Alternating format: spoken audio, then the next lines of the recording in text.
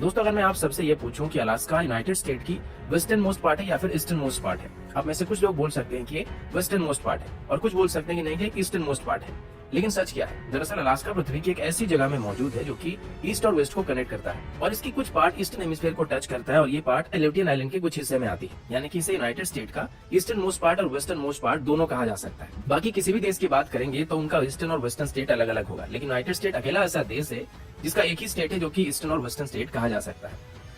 Fact number 2, क्या आपको पता है कि पृथ्वी में एक ऐसा आइलैंड मौजूद है जिसमें एक लेक है और उसमें एक और आइलैंड मौजूद है जिसमें एक और लेक है?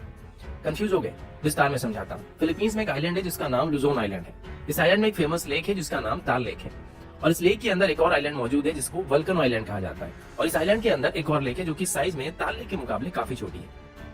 फैक्ट नंबर 3, अगर आपसे ये पूछा जाए कि पृथ्वी की सबसे ऊंची पहाड़ कौन सी है तो आप सभी माउंट एवरेस्ट का नाम लेने वाले हैं, लेकिन हमारे पृथ्वी में एक और पीक मौजूद है जो कि माउंट एवरेस्ट से भी ज्यादा ऊंची है, लेकिन बदकिस्मती से इस पहाड़ का काफी सारा हिस्सा समंदर के अंदर डूबा हुआ है। इस पहाड़ का नाम मौना की है और इसकी बात करें तो ये पैसिफिक ओशन में मौजूद है जिसकी ऊंचाई सी लेवल से 13,796 फीट है, लेकिन अगर इसकी ऊंचाई को पैसिफिक ओशन की तल से नापा जाएगा तो इसकी ऊंचाई लगभग 32,808 फीट की है, जो कि माउंट एवरेस्ट से लगभग 3,000 फीट के आसपास ज्यादा ऊंची है।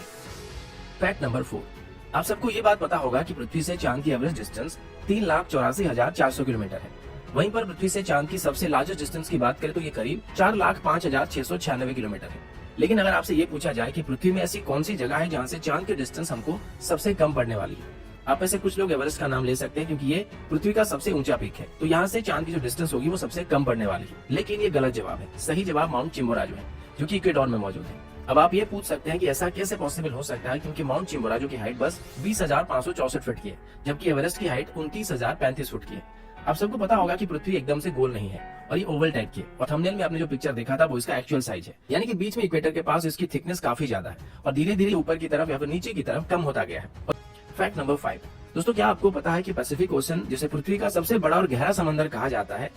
ये वक्त के साथ साथ धीरे धीरे छोटा होता जा रहा है। इसकी वजह यह है कि हर साल एशिया और नॉर्थ अमेरिका एक दूसरे के करीब आ रहे हैं और इसी वजह से हर साल पैसिफिक ओशन 2 से 3 सेंटीमीटर छोटा हो रहा है और फ्यूचर में एक ऐसा वक्त भी आ जाएगा जब एशिया और नॉर्थ अमेरिका आपस में मिल जाएंगी और पैसिफिक ओशन गायब हो जाएगा, या यूं कहें कि इसकी जगह अटलांटिक ओशन ले लेगा या फिर ये काफी छोटा हो जाएगा। इसका एक और असर आइसलैंड के ऊपर भी पड़ रहा है, क्योंकि नॉर्थ अमेरिकन और यूरोपियन टेक्टोनिक प्लेट्स की मूवमेंट की वजह से आइसलैंड हर साल 5 सेंटीमीटर बड़ा हो रहा है।